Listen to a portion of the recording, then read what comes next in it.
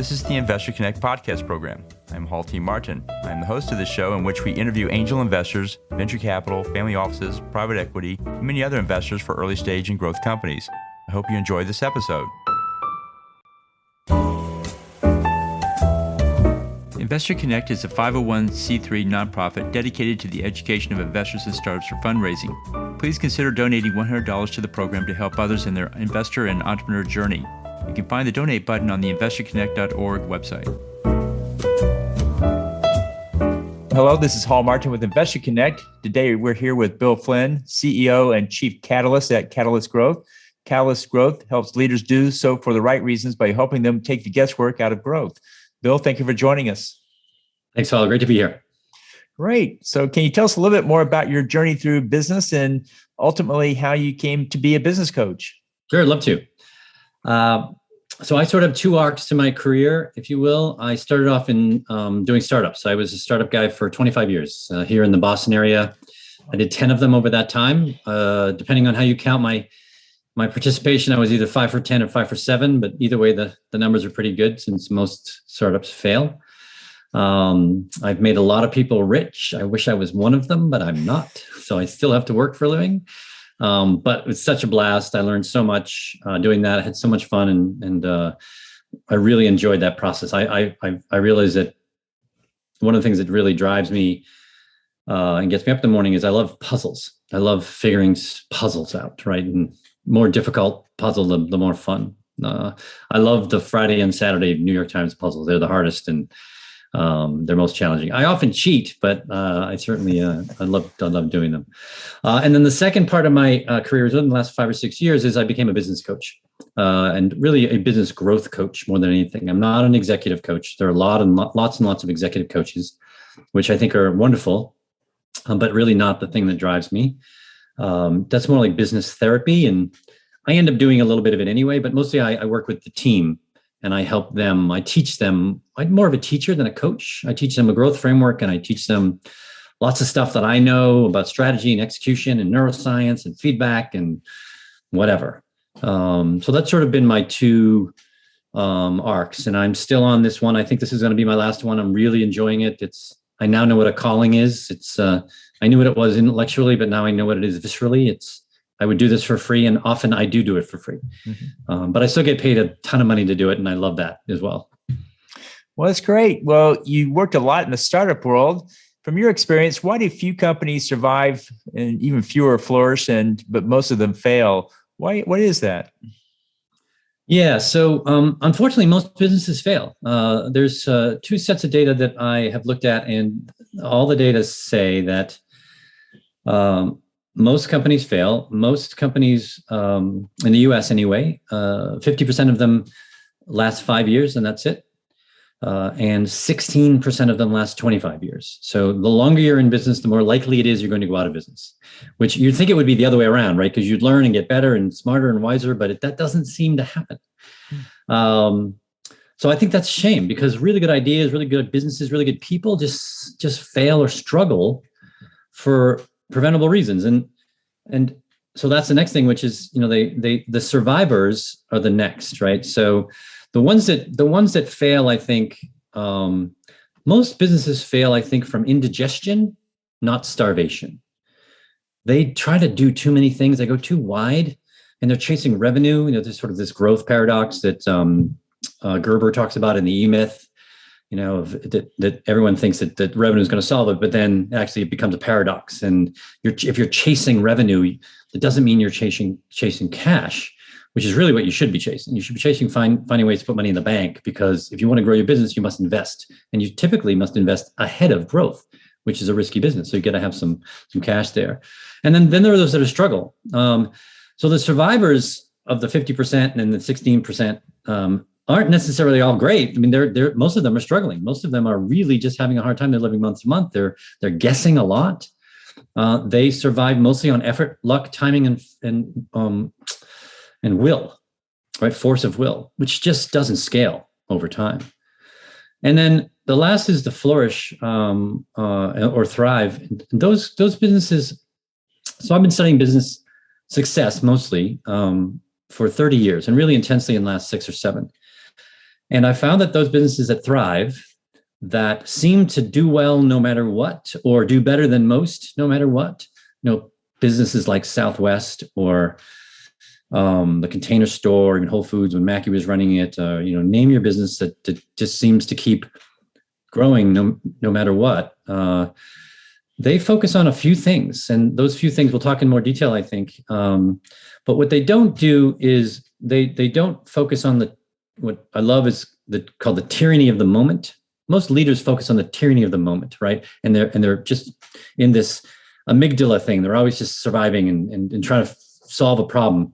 Too many businesses solve the problem that's right in front of them, and they don't take the time to say, well, what created the problem that's right in front of me? Let me solve that problem. And then if they keep moving back and back and back, they're now starting to get to the root, and that makes everything a little bit easier. It greases the skids. So those that flourish realize that their job isn't to run the business. Their job is to figure out how to remove themselves from the business of the day-to-day as much as possible and think about the future. Jeff Bezos, whether you like him or not, is run an excellent company. And he is 2 years, no, he's not doing it anymore, but he was 2 years ahead of where they were. There's a story I remember him telling, someone said, hey, congratulations, you had a great quarter. And he said, and he's like, had to think about it. He's like, oh yeah. He said, that was in the bank like a year and a half ago. We already knew that. I'm working on drones and whatever right now. So you got to really, if you want to flourish, you got to make it so you can think more about how to create the future that's coming than to run the day to day. Why is it so hard for businesses to get that right? Why did so many get it wrong? So I have some theories. I have like 3 or 4 theories, and I'd love to get your take on what you think. So the first is, so I'm a first principles thinker. And for those of you who aren't familiar with first principles, it's sort of what I said already, which is, what are the fundamental things about the thing that you're doing that drives that? Most people don't think first principles. They think second and third principles, and then they forget first principles. So a great example, which most people will get, is it has 3 names. Most people know it by one name, so I'm going to get to that last, which one is called the law of the vital few. It's also called Pareto principle, but most people know it as the 80-20 rule. That is a principle because when you apply it to almost anything, it is correct. So if you apply the 80-20 rule to your closet, to your friends, to the food you eat, to anything, it's almost always the same. You may have 100 friends, but you hang out with 20 of them more often than the other 80. You can eat lots of foods, but you eat the same foods most often. You read the same kinds of books. I mean, it's how we work. Our brain likes that. Our brain likes the familiar. So that's sort of a first principle based thinking. So for me, there's a meaningful gap between what science knows. Science is generally always a first principle system, and what business does. For example, if we apply the 80-20 rule to customers, and I've done this dozens of times with clients, and I've had people do it outside as well, is if you take all of the customers you had in the last 2, 3, 4 years, whatever the right time frame is, and you break them down by profit, you'll find that 80 or 90% of your profit comes from 10 or 20% of your customers, which means if it's 80-20, that your core customer, that customer that's at the top, is 16 times more valuable than all the other ones. So let's get more of those. That's what the science says, but we don't do that. We just sort of find any customer. Did you have a question? No, I think that's right. I think the Pareto rule, 80% of your result comes from 20% of the population. So you should really focus on that 20%. Yeah, which we don't. We chase revenue. We chase, the deal, right? The latest deal. So someone wants to work with us. Let's do that. Someone thinks we're pretty. We should work with them. But they might not be the right customer for you. They might be very expensive. They might be a customer that actually shrinks your profit. But we don't think about that as much.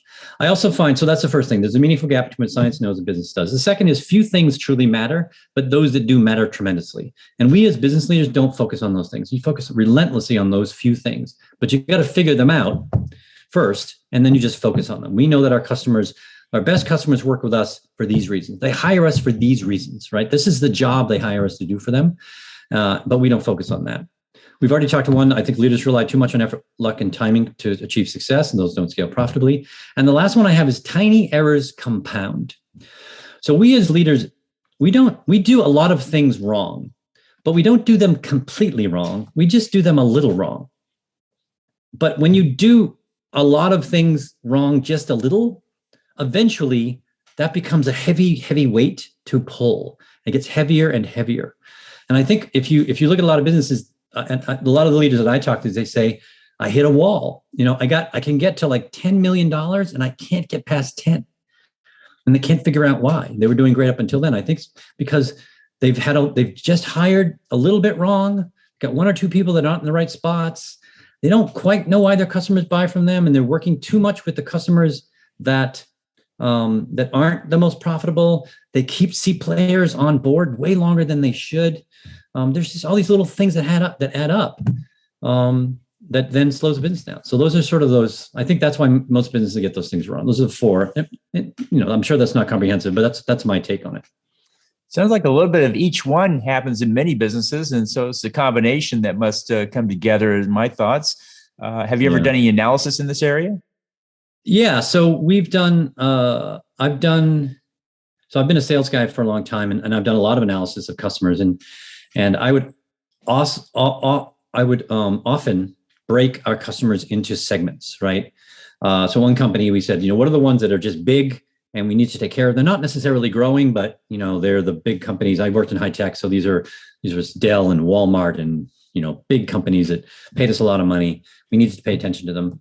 And what was the next down below, which which ones had headroom, which ones had room that we could sell them more things, or we could work them in more ways, or we could go in and go deeper with them. They're a big company, we're only in a section of them. And then what were the ones that were just don't really need attention, are going to be fine? And then what are the ones that we should just ignore, or mostly ignore, and hope either that or fire them?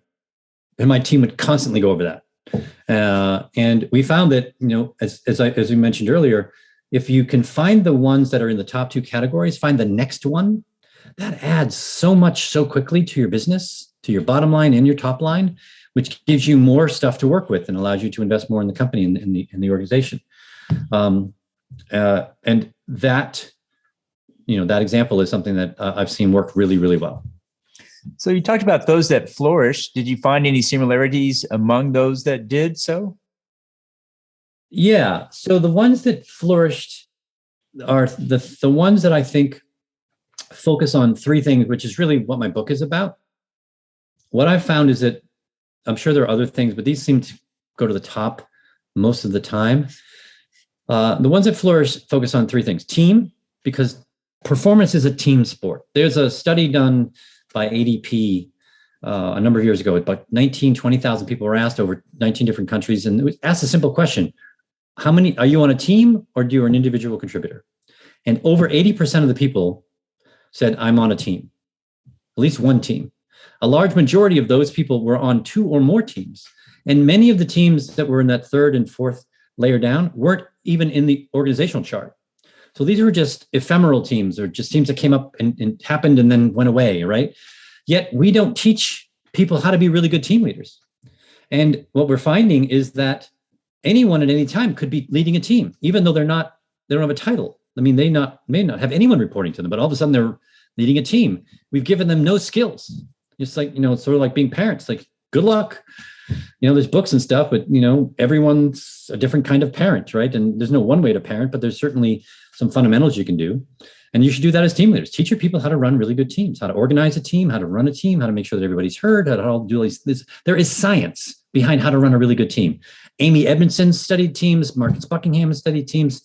Stanley McChrystal has The Team of Teams, which is a book of, showing what he did and how he made teams better. So teams are really, really important. The next thing is, if you want to run a business that grows and grows relatively steadily, you have to look at it as one big system, because that's what it is. It's got multiple subsystems and components in those subsystems, but you have to understand, what is the system that I have? What are the things that are involved in that system? The two main ones are strategy and execution.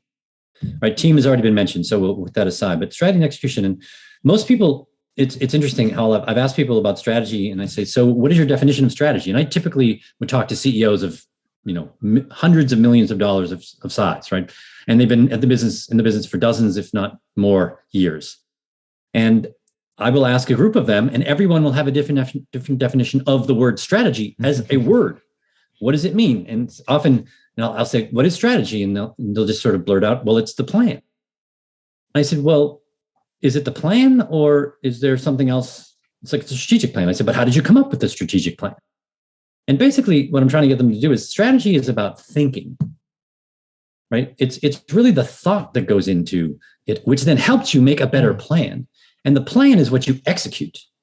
So those are the two things you want to be focusing on, strategy and execution. And strategy is really, there's a bunch of definitions. I'm really a big Michael Porter fan, and I love his definition of strategy, but I've sort of modified it a little bit. But so basically it's a unique market position that combines a set of interdependent variables that focus on what the customer, your core customer, wants and values. And if you can figure that out, so for instance, there's a joke, which I don't know if it ever happened, but supposedly when Herb Kelleher was running Southwest, he got a letter from a woman that said, I'm leaving Southwest. I think it's terrible. I don't like what you did. I like to get my own seat. I want to have first class. I don't like the fact that I can't pick my, all these things. And supposedly he wrote back, "We will miss you. Because you're not my customer. I didn't make this airline for you. I'm not trying to fix this and make you feel better. Go fly somewhere else, because my customer was someone who used to ride the bus. And I've created a situation where they have now an option to take a plane versus a bus." This was in the 70s and 80s. So you have to really understand those kind of things and really pick the unique position. So like I fly Southwest all the time when I fly for myself. When I get flown by customers or if I do speeches and stuff, I'll fly whatever is easiest, most convenient. But if I'm spending my own money, I'm gonna spend as little money as I can and have the shortest amount of time in an airport or on a plane. That's generally how I do it. So that's sort of about strategy. And then execution is simple, but hard to do. Really good execution. Simple is it's only three things, which is what are my priorities? What are the things that I think are going to get me further, faster, right? Move the company forward. How do I know I'm doing it? What are my metrics, or whatever you want to call those words, right? Key KPIs or OKRs or whatever the heck thing is you want to call it. I don't care what you call it. It's some way to know, are we actually making progress? And the last thing is meetings. Meetings are the best way to move your company forward, and we suck at them. We are horrible at meetings. They're usually a disaster. I read somewhere that we've wasted, in the United States alone, we waste $37 billion in useless meetings. That's a lot of money. And then lastly, from an investor perspective, is cash. Cash should be your primary financial growth metric because it costs money. We've already said it costs money to grow a business, and you need to have cash to do that. And you need to figure out how to generate the cash in order to make that happen. So those are the three things. Team, create a system that focuses on strategy and execution, and using cash as your primary financial growth metric. Those are the similarities I've found. Great. Well, in your book, Further Faster, you talk a lot about how a leader, specifically a CEO, must fire himself from the day-to-day. Why is that? So, as we've already said, companies that endure, that last decades, generations, and centuries typically make a handful of decisions and they make them right. And they focus on they focus on what they're really good at, what they love, this sort of convergence of purpose and passion and their economic engine. How they can differentiate themselves in the place, and then is it driving them closer, more to their vision, where they're going. There's actually a company in Japan that is 1,000 years old, and they've been in business. It's a family-run business, and all they do is make mochi. I don't know if you know what mochi is, but mochi is basically frozen rice, for lack of a better term. It's a dessert, and they've been in business. They've been through wars. They've been through everything, right? And they're still in business. There was a business actually in Japan that was 900 years old. We made pagodas, but it just recently got bought by a private equity firm the last 10 years or so. But it lasted 960 years or something. And all they did was make pagodas, right? They focused on what they did. So these are organizations like Southwest Airlines, IKEA, Container Store, Amazon, Honda, name your company that's been around a really long time. The Royal Ballet has been around since 1931. They focus on certain things because, the leader's job, as we said, is to not run the day-to-day. But most businesses, when I ask leaders, and I've asked hundreds of leaders this question, how much time do you spend in the business versus on the business? And I will tell you, the majority, the far majority, the large majority say that they spend 80 to 90% of their time in the business, running it, and 10 to 20% on the business, which is making it better. Which is, I think, when they hit that wall, because eventually, if you're running the business and you're running day to day, you're just solving the problem in front of you on a regular basis. And leaders think, well, my job is to solve problems. I ask people all the time, I like to help people with their problems. And it sounds like a great answer, right? I think it's a horrible answer. You should help people prevent problems, try to avoid problems, not solve them after they happened, right? You want to be in front of the problem. So, and we don't do that. We think we're doing a good job. We have this sort of hero thing. So in order to do that, you have to fire yourself from the day to day so you can focus much more on the future, which is really an act of creation and innovation. And this is about getting new ideas from yourself and others. And so I ask people this all the time. So I'm going to ask you, Hall, which is when you get your best ideas, when you get these insights, so you're like, oh, whatever, be it personal, professional, doesn't matter. Do you sort of recall what you're doing when those happen? Well, usually you're away from the desk, you're taking the dog for a walk, and an idea comes to you because you're not distracted from the business. You now have time to think and mull, and that's when good ideas or new ideas seem to pop up. Exactly. Yeah. And so people say in the shower, on a run, walking the dog. So it's actually when your brain is quiet. Because when you get a new idea, you actually change the wiring of your brain. There's neurons that weren't connected that now are connected. And that's when you get the insight. It's called the edge effect. It's these little things of pieces of data, and they're usually what's called weak signals. They're not something that you're always thinking about. They're just something maybe you saw or read or heard from somebody. And then all of a sudden they connect. That's what happens when you get the insight. Your brain is actually rewiring. A tiny little part of your brain is just rewiring, which is just the coolest thing.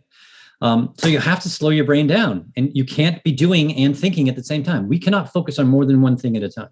Our brain was not designed to do that. We think we can, but it's called context switching. It's not multitasking. We actually do one thing rapidly after another. Mm-hmm. It just feels like multitasking. Right. So one of my favorite chapters in your book is Create a Culture of Psychological Safety. If you could give a crash course to company leaders out there on how to create that culture, what would you say to them? So this psychological safety comes from a professor at the Harvard Business School and author. Her name is Amy Edmondson. She coined the term years ago, 10, 15 years ago. And she has been studying teams for 2 decades. Interestingly, she did some work where she had a premise was the best teams seem to make the fewest mistakes. And so she went and she sent some research people to a hospital. It was actually, she was doing surgical teams. And she wanted to study it. So well, tell me how that works.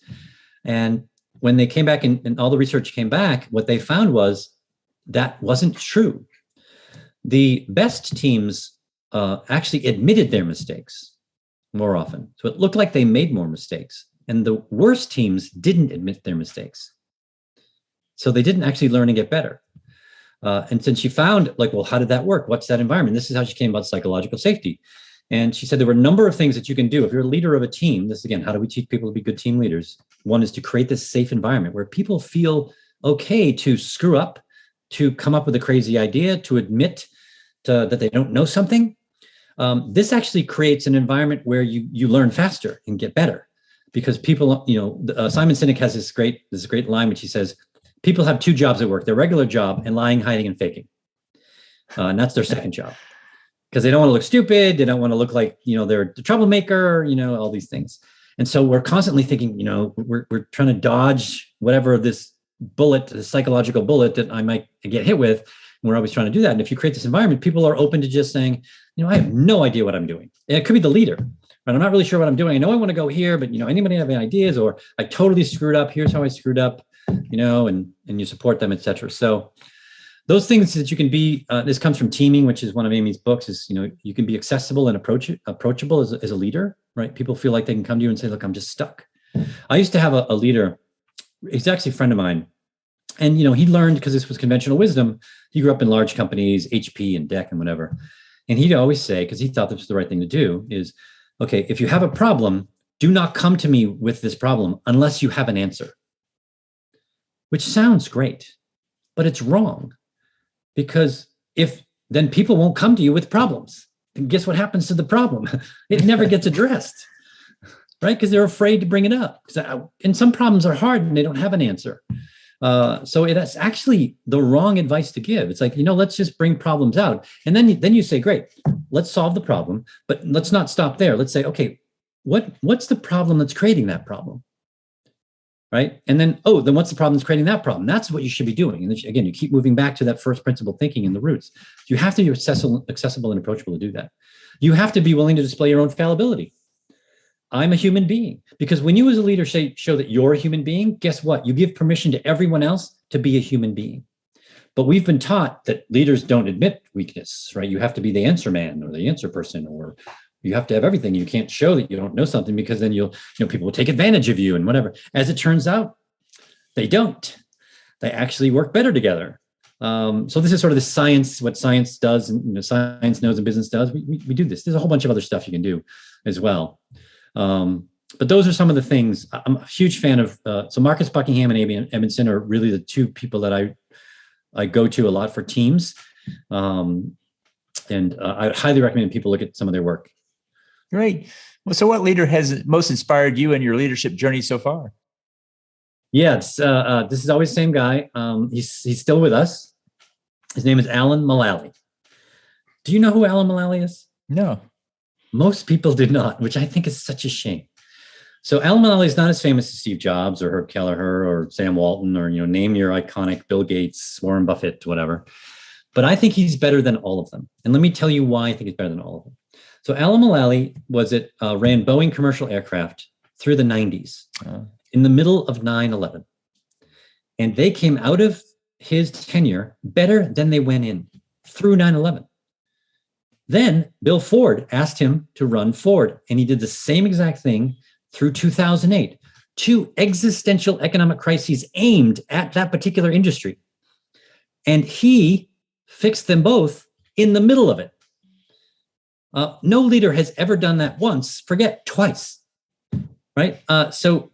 And what I love about Alan Mulally is the reason we don't know who he is he's an extremely humble person. And he doesn't want the limelight. He's not doing it for that reason. He loves people. And Alan and I are now friends, which is really cool. And I asked him, and I've heard him say, here's my mantra, which is, he's like, how do you do it? And his little quippy little answer is, you love them up, love your people up, he says, but you hold them to the standard, right? So he set the standard. And if they didn't meet the standard or weren't willing to meet the standard, he still loved them, but he loved them and helped them to work for another company, because he's like, this is what we're doing. And it's okay that you don't want to do this, but you probably shouldn't work here. And that's what he did. I mean, he turned a macho, insular culture at Ford into an open, caring, and loving group. And they became the number one car seller in 2015 for a year, the year after he left. So he was there for about 6 years. The year after he left, they were number one again. The last time they were number one was when Henry Ford was running Ford. And then Mark Fields took over, and Mark, unfortunately, didn't continue Alan's work or a facsimile of Alan's work. And Ford has gone back down, which is just too bad. But I think I love that, because you can be a really good, strong leader, firm leader, without being a jerk, right? You don't have to be Elon Musk or Steve Jobs' reputation to be a good, strong leader. You can still be a really nice human being. So that's why he's my top guy. Great. Well, I appreciate you sharing that. I have a few questions that I always ask every guest. First is, what online information source do you find most helpful in your work? Yeah, so I have several. I'm a huge book reader. You see behind me, I get lots of books and stuff. Mostly I read on my phone. And I typically read between 30 and 60 books a year. Actually, in the last year and a half, I've reread, I've read probably about 1,000 books over the last several years. And I went back, and what are the ones that I really like the most? And I actually put them on my site. So when we talk about where my site is, I have a resource area on my site. There are about 70 or 80 books on there. I break them down by category. And then I say, here are the ones that I think you should absolutely read. These are the ones that are the best for me. And those are, again, first principles books, right? I love the books about, Shoe Dog and anything about the story, the Amazon way. Those are great for stories, but they don't actually teach you anything, because you can't copy what someone else did and have it work for you, because you're not them. And you don't, and they don't know, they write some stuff down, but they don't know that actually they're not telling you everything. So sort of like I would say like this, a 400 hitter in baseball can't really teach someone else how to be a 400 hitter, because they just do it. It's like, okay, but you did this thing. What do you do there? Like, I don't know. I just swing. It's like, no, there's probably like 6 separate things you do before you swing, the way your eyes move, the way your elbows are, whatever. And they don't know that because it's part of them. So it's really hard for someone to teach you how to do it. But first principles books can do that. And there are 3 sites that I look at that I think are help in first principles. One is, I love HBR, Harvard Business Review, but I focus for the first principled articles. When there's like science behind it, there's a lot of research or studies that have done, and it's been proven over and over again that it works. Those kind of things I love. A company called Neuro Leadership Institute, which is about creating a brain-friendly organization, which I think is super critical, especially if you want to learn to run teams, because, as I like to say jokingly, we're all crazy. Human beings are inherently nuts because we're impulsive, we're irrational. We actually are highly emotional beings, and most, if not all of our conscious decisions are not conscious, and they're driven by emotion first. When we make decisions, the parts of our brain that are considered the emotional centers of our brain light up before we're consciously aware of the decision we made, which means we feel it first, and then we make up reasons after the fact. So in essence, we're lying to ourselves as to why we decide this is a good idea. And NLI teaches there's like 150 unconscious biases that we have. They break them into 3 to 5 different categories, and they tell you what they are. And I know what they are, and it doesn't matter that I know what they are. I still do them. Guess what? Because they're unconscious. You're not aware that you're doing it. You can mitigate it a little bit, and there's some work from Daniel Kahneman and other folks in the psychology world that help you with that, but it's still hard to do. And then lastly, Marcus Buckingham has the Free Thinker's Guide, and he does a lot of stuff, a lot of resources that he has on there. Those are probably the 3 that I go to more often than anything else. So NLI, HBR, and marcusbuckingham.com. Great. And if you could start a business tomorrow, what would that business be? Yeah, I thought about this a lot, and I don't, other than like sounding like Mother Teresa or something, where I could save the world. I already started it. I think it's a shame that really good ideas, really good businesses, really good people fail or struggle for completely preventable reasons. And most of us work at a company. That's going to change, especially, I don't know, you and I are going to see it, but the world of business is going to be completely different in the next 10, 20, 30, 50 years, right? Because technology and other things are going to allow people to be much more fluid in how they do things, and companies will look different. So I think we're going to see a lot of things, but until then, most of us work at a company. Most of us are miserable at the company. If you believe these statistics that they say in terms of engagement, we're looking at the United States as being like 20 to 25% engaged workforce, which is horrible. That means 75% of the people who work for you are either just coming in for a paycheck or actively disengaged, meaning they're working against the company.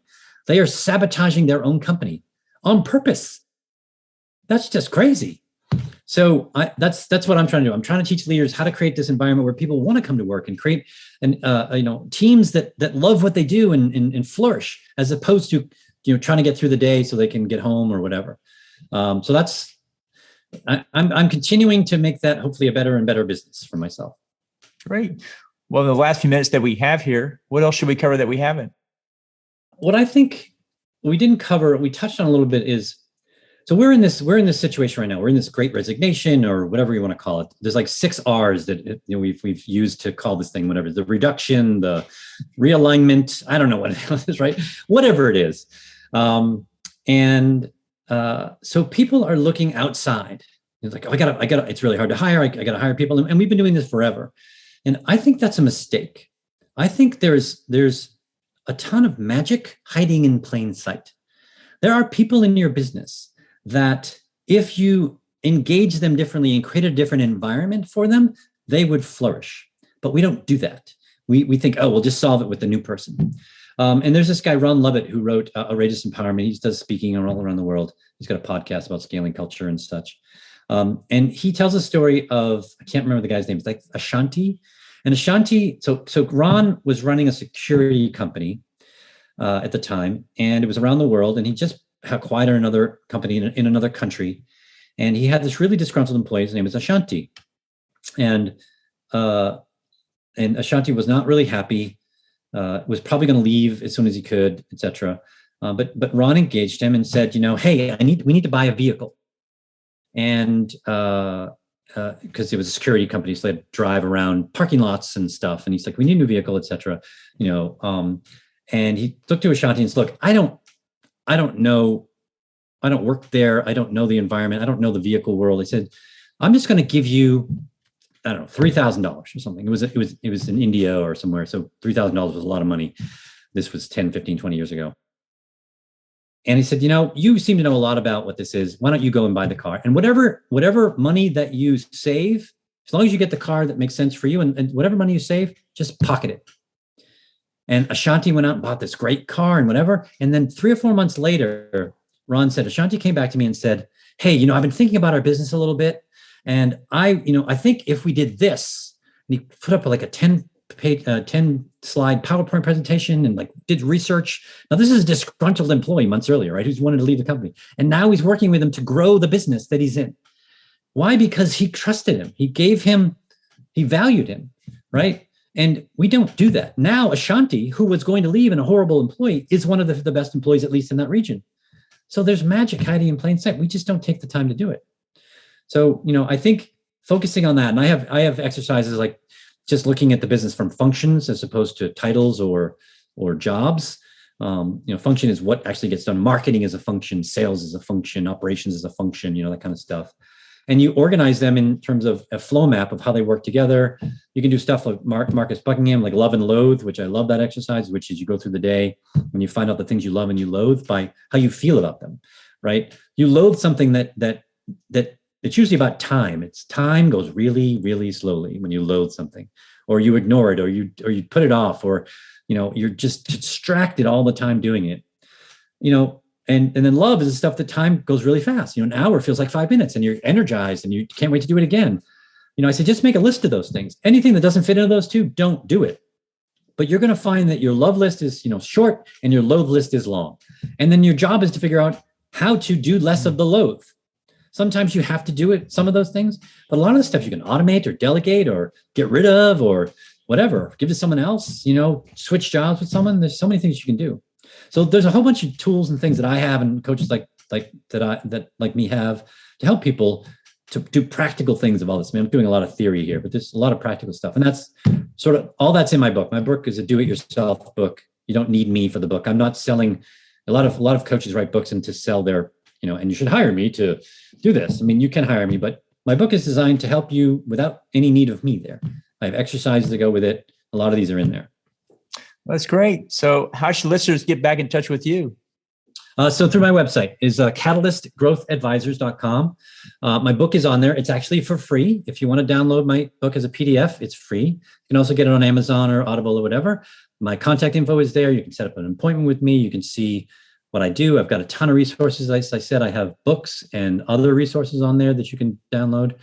I write on blog posts twice a month. I have 150 of them on there. They're all super short. Well, the first few I did were too long, and then my reader said, "Hey, this is great, Bill, but I don't have time to read 7 or 8 minute blog posts." So they're all 1 to 2 minutes now. There's almost something to do to them. So all of that is at catalystgrowthadvisors.com. Great. We'll include that in the show notes. I want to thank you for joining us today and hope to have you back for a follow-up soon. Cool. Thanks all. Happy New Year. Investor Connect helps investors interested in startup funding. In this podcast series, experienced investors share their experience and advice. You can learn more at investorconnect.org. Paul T. Martin is the director of Investor Connect, which is a 501c3 nonprofit dedicated to the education of investors for early-stage funding. All opinions expressed by Hall and podcast guests are solely their own opinions and do not reflect the opinion of Investor Connect. This podcast is for informational purposes only and should not be relied upon as a basis for investment decisions.